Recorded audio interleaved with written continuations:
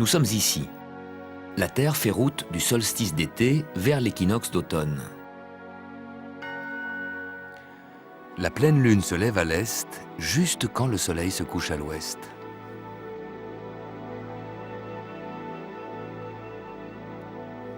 Vers 11h minuit, vous verrez qu'elle n'est pas montée très haut dans le ciel, alors que ces jours-ci, le soleil, à midi, monte encore très haut.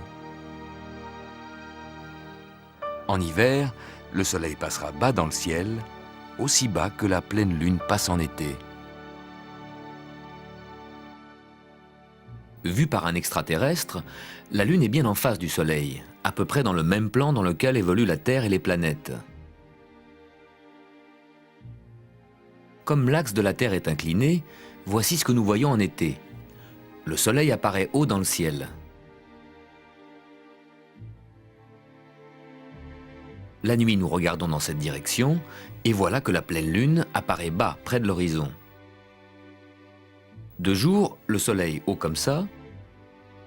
De nuit, la Lune bas comme ça. En hiver, ce sera le contraire.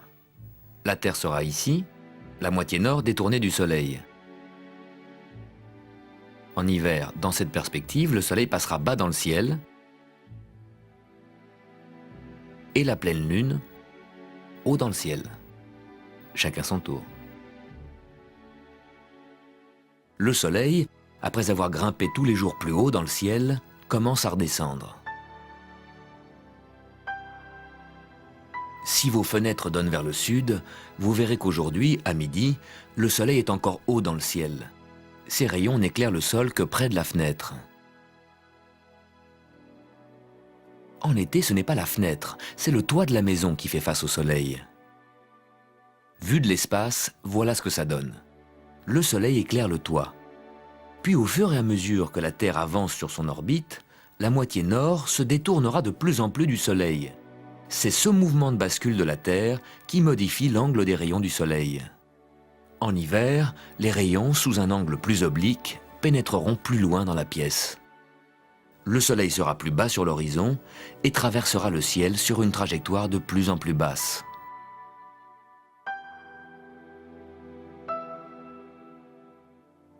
Au solstice, le Soleil à midi était à la verticale du 23e parallèle. À l'équinoxe d'automne, le 23 septembre, il sera descendu à la verticale de l'équateur.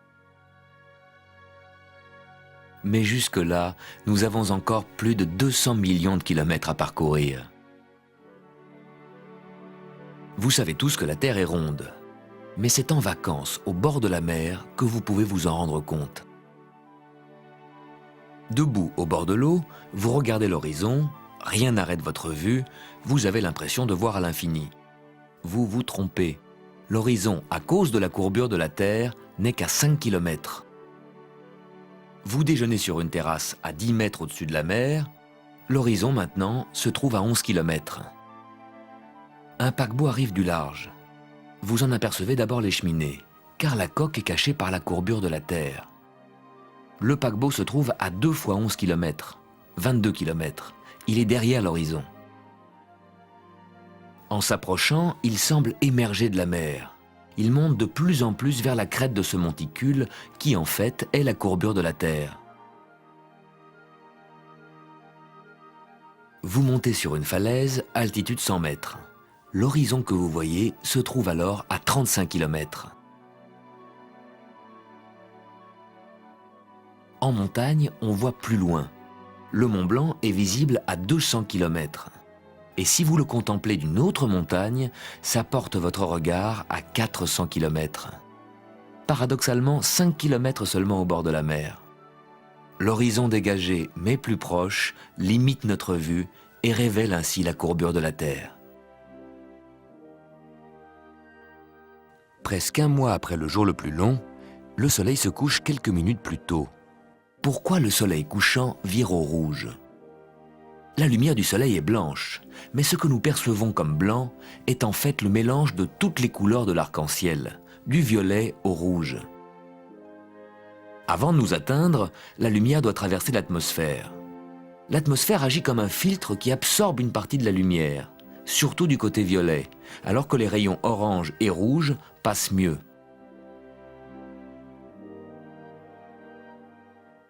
À midi, les rayons du soleil traversent l'atmosphère sur un trajet court. L'effet de filtrage reste faible, la lumière reste blanche. Le soir, les rayons arrivent en biais. À cet angle, la couche d'atmosphère à traverser est plus épaisse, l'effet de filtrage est plus important, toutes les couleurs sont absorbées, sauf le rouge. Plus le soleil descend, plus nous le voyons à travers l'atmosphère, plus il apparaît rouge. Au fur et à mesure que le soleil descend, il semble se déformer, s'aplatir.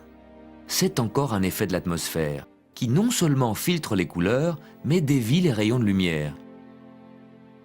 L'épaisseur de l'atmosphère déforme le disque solaire pour le dilater en ovale. Quand en plus les vents et les températures perturbent l'atmosphère, nous voyons un soleil déchiré. Le soleil se couche 1 minute plus tôt que la veille. Mais quand vous regardez le soleil se coucher, il n'est plus là. Depuis 8 minutes déjà, le soleil est sous l'horizon.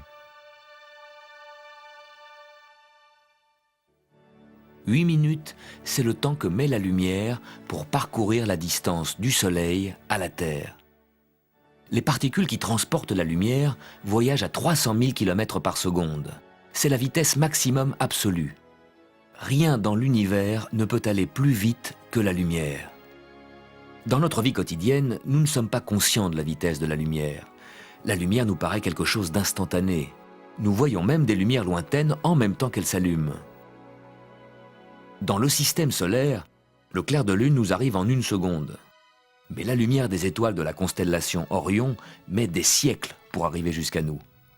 Imaginons qu'on regarde Orion, non pas de la Terre, mais d'un autre endroit dans l'univers. Là, vous voyez que ces étoiles se trouvent à des distances très différentes. Vous les voyez comme elles étaient à des époques lointaines, des siècles, des millénaires, des images décalées dans le temps. Les étoiles, vous les voyez en différé.